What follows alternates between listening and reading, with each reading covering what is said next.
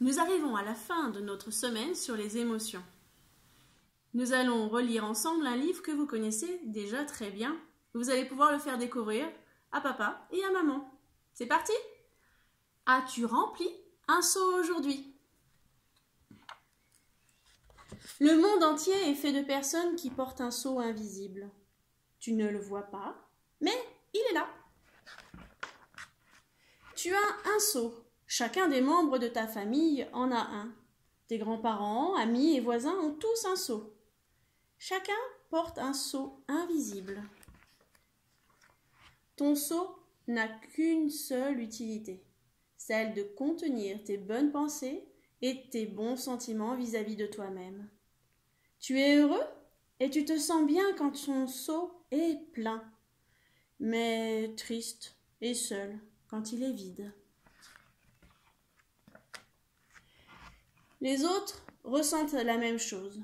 Ils sont heureux quand leur seau est plein et tristes quand il est vide.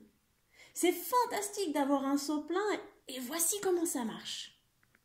Les autres peuvent remplir ton seau et tu peux remplir le leur. Tu peux aussi remplir le tien. Alors comment remplis-tu un seau? Tu remplis un seau quand tu montres à quelqu'un que tu l'aimes, quand tes paroles ou tes gestes expriment de la gentillesse ou quand tu souris. C'est ça, remplir un seau. Un remplisseur de seau est quelqu'un d'aimant qui se soucie des autres et leur donne le sentiment qu'ils ont de l'importance. Quand tu montres aux autres de la gentillesse et du respect, tu remplis leur seau.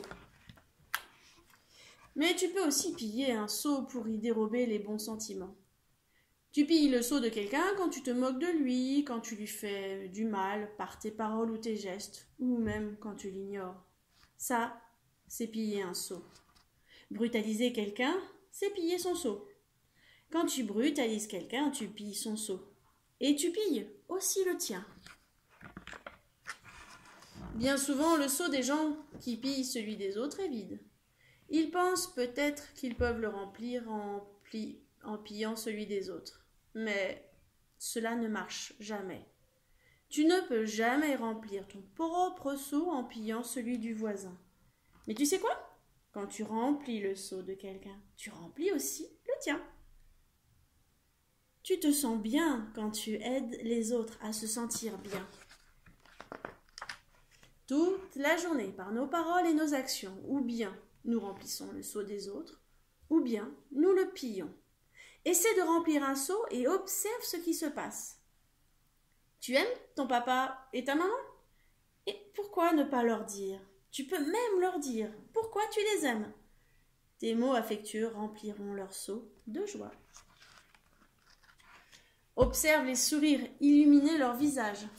Tu auras à ton tour envie de sourire.